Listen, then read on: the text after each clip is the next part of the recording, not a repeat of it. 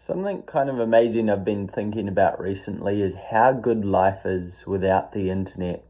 And that doesn't mean I'm not online. It just means it seems to be maybe there was a little stage, or maybe it's the growth of the internet or something like that.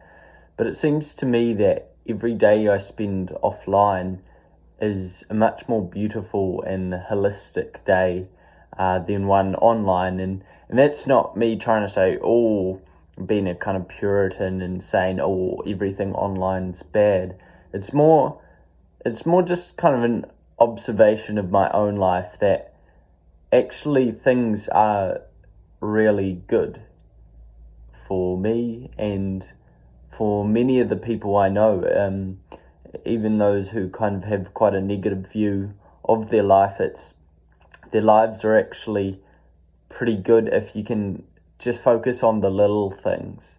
And and I know that's not the same way all around the world, and I know there's a lot of bad stuff going on, and a lot of suffering and hopelessness, and a lot of people going through hard times. But I also think quite often you can feel powerless when you're sort of hooked to the digital teat, and you just you almost get a little bit swamped with all the issues of the world and the politics of the day, and who said what, and who's doing this and that, and it can take a lot out of you, and it can stop you from just looking outside your window and realizing, hey, if I just focus on a couple of small things, then life's not bad. If I can get out amongst nature a little while, and if I can do a little gardening, or if I can read a favorite book or dance to a favorite song,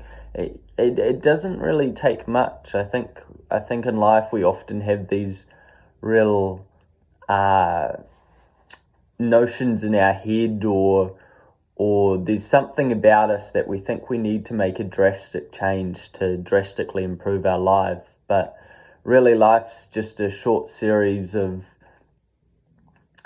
of events that actually really affect you. So instead of like a new job, or a change in your country, or anything like that, like even just something as simple as a little routine, doing a bit of standing outside in the morning, taking in that morning air, pruning a tree, eating ripe fruit, or going for a walk, or seeing a friend. Like not everything in life has to be so drastic, and often the drastic things, they seem like they would help us a lot, but really their effects seem to wear off really quickly. I think there was a study that one of the best things you can do to improve your life is to change how you commute. So live close to work, and if that's not possible, to cycle or train or